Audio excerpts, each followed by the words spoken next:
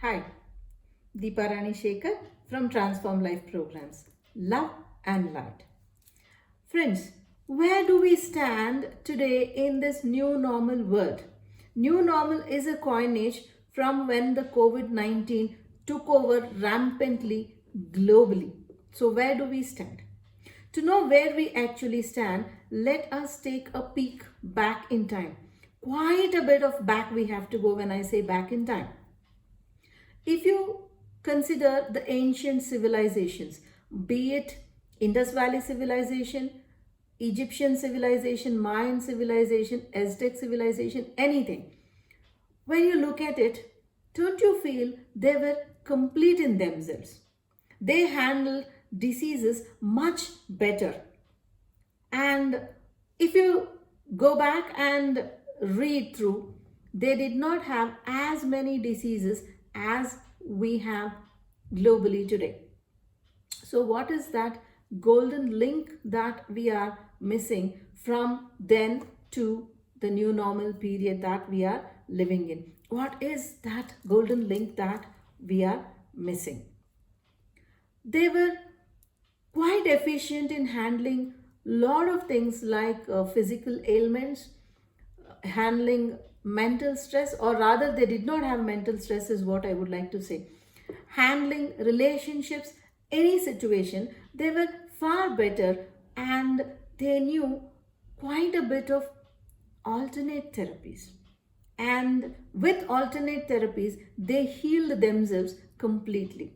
And I have another doubt, dear friends. Alternate therapies have existed from thousands of years, while the modern medicine is only from 400 years or so. And it has evolved more through the previous 2 centuries. Then, should we not call modern medicine the alternate therapy, and the whatever medication or healing we call alternate therapy as the actual system of healing? Well, it's up to you to ponder, and you may leave a feedback or a remark regarding this, what you feel. So, coming back to this, they were able to handle things better because they handle the subtle energies. They handle the person in a wholesome way, the body, mind, emotions, and soul. Today, the focus is more on the symptoms and the physical body, while the physical body alone cannot be a person who was complete. It is only part of the body. So, especially India, they were very, very evolved, and they could handle any disease, any ailment with their methods of dealing with the subtle energies and the subtle body. But with the advent of colonialization, they slowly started taking away the fabric of our strength. Our language was the binding force of our culture. And these alternate therapies were called absurd and superstitious and pushed to the back. And slowly we were shown the method of allopathic healing or modern medicine. I'm not saying it is bad or it is totally insignificant, but it has to be a blend of both alternate therapy and modern medication. But then the highlight was modern medication, and alternate therapy slowly started taking a receding pace. Until recently, maybe from a few decades, it has again started picking up because people are again realizing the value of alternate therapies as complementary to the modern medicine. So, coming back to the situation we are living in, when we talk about the ancient times, we as humankind were much more evolved and advanced spiritually and technologically in the distant past and than we are today. Due to the malevolent manipulative forces uh, which suppress the truth, and we were told by the so-called educational systems with their own vested interest that we are at the height of science and technology. Science and technology is the only way to progress. while that is not the whole truth. So probably they had vested interests and they wanted to take power. If you know, there has been always power monging between different institutions, the king and the church, the religion and the politicking in any state, be it India or outside. So is this what those who went in for absolute science and technology and no culture advocate to us? So where did we lose the balance? And is this the price we are paying today? So let me tell you a story what we are missing out in the new normal situation. A theater announced a shortest movie of 8 minutes, a very special movie of 8 minutes. And all the spectators were seated and they waited as the camera shot an empty ceiling with no cornices, no Da Vinci paintings, no colorful false ceiling, nothing, just plain ceiling. The camera focused there for 3 minutes. The crowd started wondering what they were up to see. They wondered whether the camera was stuck. But the camera moved a little bit, telling that no, it was not stuck. The move was on. They started getting restless, and the same plain ceiling was shown for another 3 minutes. They started getting really restless, and people were about to leave. That is when slowly the camera started moving from the ceiling to the wall in front. Again, it was a plain wall, there was nothing great. Slowly it started moving down and focused on a little child sleeping on a hospital bed.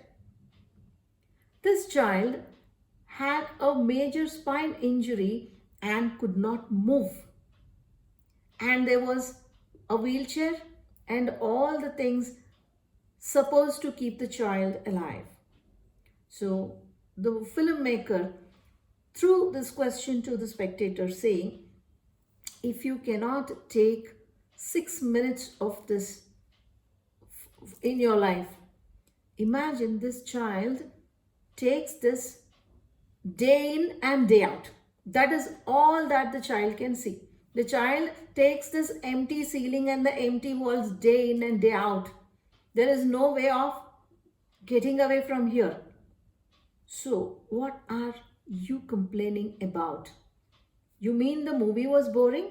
Probably. But what is it that I want you to understand? So now what all do you have in life? Anytime you choose to, you can step out. Anytime you want, you can stretch your body. You can move your body. You can do a lot of other things. You have movement. You can step out, see whatever you want. But this child is devoid of all that. Have you been grateful for all these gifts that you still hold? Yeah, many of us have been complaining about the lockdown. It is only a lockdown for going out. For going within, there is no lockdown, friends. How many of us have made the best of the situation, learned something we had put for a later date? How many of us have caught up with things which we had put aside because we did not have time? How many of us looked at this as the pause button to rejuvenate and take the leap? To leap forward, you have to take a step back. How many of us thought this situation as that? How many of us cribbed?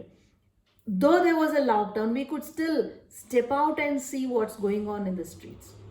We could still do a lot of things. Did we do that, or did we crib all the time? Yes, there might be a lot of financial loss. Socializing is almost come to a standstill, but still there is a hope that all that will come back very soon. So have we been grateful, friends? Have we really, really been grateful? What have we been doing? What have we been focusing?